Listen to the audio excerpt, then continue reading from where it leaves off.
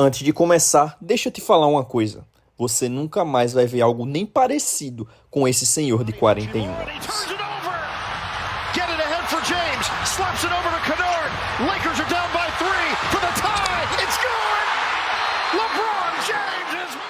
Esse arremesso absurdo do LeBron para empatar o jogo 3 contra o Rockets virou um daqueles momentos que definem a temporada do Lakers. A sexta levou o jogo para a prorrogação e colocou o time com 3-0 na série. Só que, para o LeBron, isso foi praticamente rotina. Ao longo das suas 23 temporadas na NBA, ele já converteu 29 arremessos decisivos, seja para virar ou empatar o jogo nos últimos 24 segundos em playoffs. O segundo jogador ativo mais próximo tem apenas 12. O lance em si já foi incrível pelo contexto e pela pressão, mas o mais surreal é que ele ainda consegue fazer isso no ano 23 da carreira.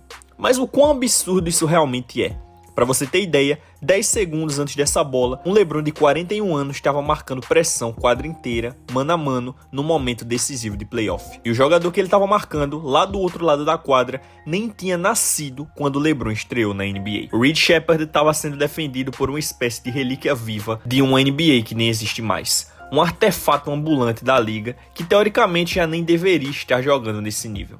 E ainda assim, lá está ele, prestes a parar um jogador que nem existia quando ele fez seus primeiros pontos na liga. O que o LeBron está fazendo hoje não é só ultrapassar os limites esperados para um atleta depois de 23 anos de carreira. É algo que, sinceramente, nem deveria ser possível.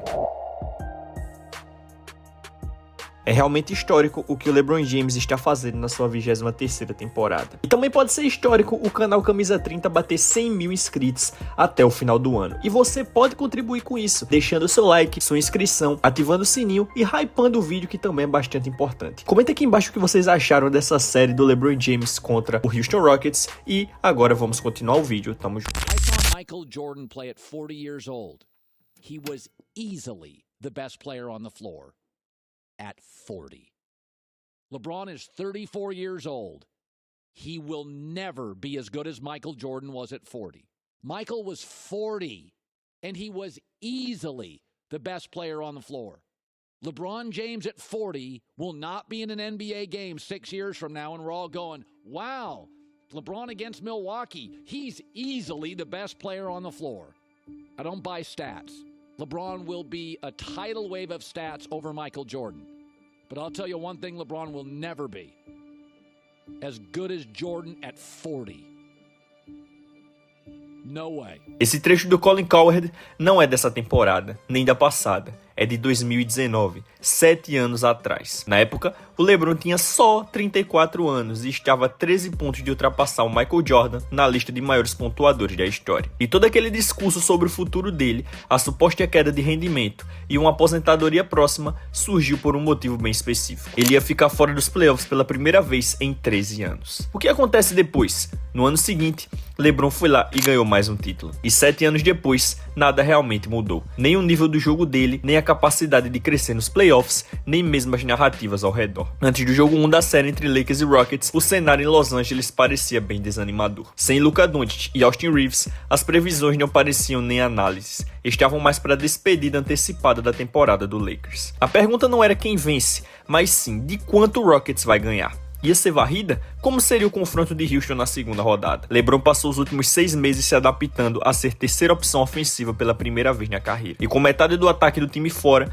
as chances do Lakers eram praticamente nula. Por mais que ele tenha carregado equipes inúmeras vezes e desafiado qualquer lógica, parecia impossível acreditar que aos 41 anos ele conseguiria simplesmente voltar no tempo e fazer tudo de novo. Ele foi contra todas as probabilidades, desafiou o tempo e fez de novo. Atuações de 19 pontos, 3 rebotes e 8 assistências, depois 28 pontos, depois 29 e 13 com 6 assistências, depois 25 e 7 rebotes e no decisivo jogo 6 terminou com 28 pontos, 7 rebotes e 8 assistências, com bola para empatar o jogo e até uma ponte aérea para o próprio filho em pleno playoff. Sério, isso não é normal. Na verdade, nem deveria ser possível. Só que, depois de abrir 3-0 na série, LeBron e o Lakers passou a ser criticado por deixar o Rockets reagir. A série parecia decidida depois de uma vitória dominante no jogo 3. A porta estava praticamente fechada para Houston, mas 2 derrotas seguidas escancararam tudo de novo. E mesmo sendo o jogador mais velho da liga, depois de passar a temporada inteira aceitando um papel secundário e carregando um desgaste maior do que qualquer outro na história, é o LeBron que foi apontado como culpado. Se ainda havia alguma dúvida de que o LeBron é julgado por um padrão completamente diferente de qualquer jogador que já passou pela NBA, agora não tem mais. O que o LeBron está fazendo nesses playoffs vai contra tudo que a gente achava que entendia sobre idade e longevidade na NBA. Para ter noção do tamanho disso, pega todos os jogadores que já atuaram pelo menos 150 minutos nessa pós-temporada e coloca num gráfico cruzando idade com o tal do Game Score, uma estatística que mede produtividade em quadra, basicamente o saldo entre coisas positivas e negativas do jogador. Mesmo com algumas atuações abaixo do esperado, quem lidera esse ranking é o Nikola Jokic, com média de 22.5. Logo atrás vem Jason Tatum e Karl-Anthony Towns. Do outro lado, o mais novo da lista é o VJ Edgecombe, com só 20 anos, já tendo minutos importantes em playoff. No geral, não existe exatamente um padrão claro de desempenho, mas tem uma coisa que salta os olhos: quase não tem jogador mais velho. A maioria esmagadora está abaixo dos 32 anos, e quase metade nem chegou aos 26. Playoff não costuma ser território para veterano, a não ser que você seja o LeBron, onde aparentemente a idade não faz diferença nenhuma. Só 3 jogadores acima dos 30 anos estão com média de game score de pelo menos 17. Jokic com 31, Towns com 30 e LeBron com 41. Ele simplesmente foge de qualquer lógica. É como se nem coubesse no gráfico. E como sempre foi ao longo da carreira, ainda esperam que ele carregue o time inteiro nos playoffs. A real é que a gente nunca viu algo assim antes. E sendo bem honesto, provavelmente nunca mais vai ver. Mas teve um momento no jogo 3 dessa série que é tão improvável, tão absurdo, que é difícil acreditar que algo assim vá se repetir na sua vida. Faltando 8 minutos e 45 para o fim do segundo quarto, o LeBron faz uma cesta na tabela e coloca o Lakers 7 pontos à frente. Na posse seguinte, o Bronny vem pro ataque, usa o corta-luz do próprio pai e mete uma bola de 3. Logo depois, contra-ataque, LeBron levanta a bola e encontra o filho no alto para uma ponte aérea. Na sequência, LeBron puxa o ataque e acerta outra bola de 3. E para fechar essa sequência insana, na posse seguinte, ele corta para dentro e finaliza com uma bandeja fácil. O que acabou de acontecer ali foi uma sequência de 12 pontos construída por pai e filho em pleno playoff da NBA. Por mais que a gente tenha começado a se acostumar com essa dinâmica nos últimos anos, vale parar por um segundo para entender o tamanho disso. Um jogador lançou uma ponte aérea para o próprio filho em um jogo de pós-temporada. Numa liga acostumada com jogadas inacreditáveis e momentos quase impossíveis, isso aqui é algo único. Sinceramente, não deve acontecer de novo. E se você olhar ao redor da quadra nessa série, dá para ter dimensão do quanto a carreira do LeBron é fora de qualquer padrão. O quinteto do Rockets nos minutos decisivos, Sengun, Jabari Smith, Amen Thompson, Tari Eason, nem existia quando LeBron James entrou na NBA. É como se eles estivessem enfrentando um fantasma de outra era da liga. E do outro lado, o técnico do Rockets, Ime Udoka, hoje um treinador experiente, começou na NBA como jogador lá em 2004.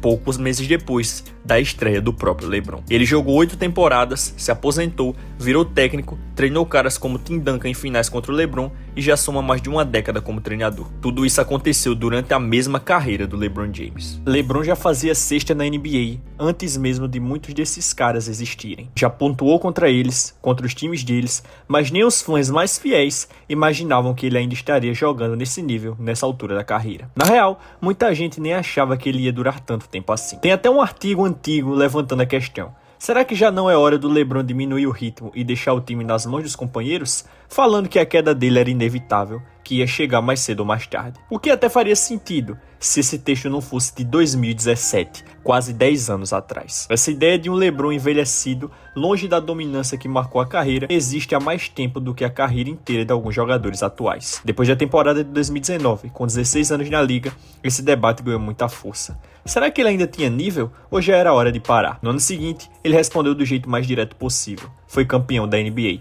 Eliminou o Rockets no caminho e ainda empurrou a franquia para um processo de reconstrução. Aliás, esse time do Rockets que a gente vê hoje, anos depois, é fruto direto daquela reformulação causada pelo LeBron na bolha. E agora, em 2026, ele aparece de novo como um problema capaz de bagunçar tudo outra vez. O mais absurdo é isso: ele se manteve dominante por tanto tempo que equipes inteiras foram montadas, evoluíram, desmancharam, se reconstruíram e estão prestes a reiniciar o ciclo de novo. Tudo isso enquanto ele ainda continua no topo. Isso aqui não é só longevidade, é uma era inteira sendo atravessada por um único jogador. A primeira vez que o LeBron jogou os playoffs foi lá em 2006. Inclusive, foi nessa época que ele tirou uma foto com 2 jovens fãs do Rockets, 2 crianças animadas por conhecer uma superestrela da NBA. Só que o garoto da direita não era qualquer fã, era ninguém menos que Jalen Brunson, hoje armador do Knicks, quando tinha só 9 anos. Quando Brunson ainda estava na escola, o LeBron já era tratado como possivelmente o melhor jogador do mundo. Ele tinha acabado de ficar em segundo na votação de MVP e estava disputando seus primeiros playoffs. Naquela série contra o Washington Wizards, um LeBron de 21 anos colocou médias de 35 pontos, 7 rebotes e 6 assistências. E o mais curioso é isso. Hoje a gente vê estatísticas mostrando o LeBron quebrando recordes como o jogador mais velho a fazer certas coisas. Mas se você voltar no tempo, vai encontrar o mesmo LeBron aparecendo em gráficos como um dos mais jovens a alcançar esses feitos. Logo na temporada seguinte, com apenas 22 anos, ele levou um time bem limitado do Cavaliers até as finais da NBA. Foi uma campanha tão dominante que já tinha gente chamando aquele período de Era LeBron, muito antes de podcasts e YouTube dominarem o debate. Jornalistas como Bill Simmons já acompanhavam a ascensão dele ao topo da liga e também usavam esse termo. Textos tão antigos que hoje você precisa garimpar em arquivos para encontrar. Como frases marcantes como depois dos 48 pontos contra o Pistons em 2007. Se você gosta de basquete, vai lembrar onde estava quando viu esse jogo daqui a 20 anos. Mas no fim das contas, ele estava meio errado. Muita gente não lembra onde estava, porque simplesmente nem tinha nascido ainda. E quem lembra, hoje está vendo o LeBron fazer tudo isso de novo. Não existe precedente para o que ele está fazendo. Não tem histórico de outro jogador que tenha chegado perto desse nível de desempenho nessa fase da carreira. É tão fora da curva que mal dá para comparar com alguém, mas dá para tentar chegar perto. Ao longo de toda a história da NBA, apenas 6 jogadores disputaram um jogo de playoff com mais de 41 anos. E esquece ser decisivo, só de pisar em quadra nessa idade já é algo raríssimo. Se a gente olhar o desempenho desses jogadores depois dos 41, usando o game score médio nos playoffs, o cenário é bem claro. O Udonis Haslem, por exemplo, jogou só 3 minutos, terminou com impacto negativo. Kevin Willis teve média de 1 ponto e 1 rebote, com game score de 0.3. Robert Parrish contribuía com algo como 3 pontos e 2 rebotes em poucos minutos, ficando com game score de 2.4.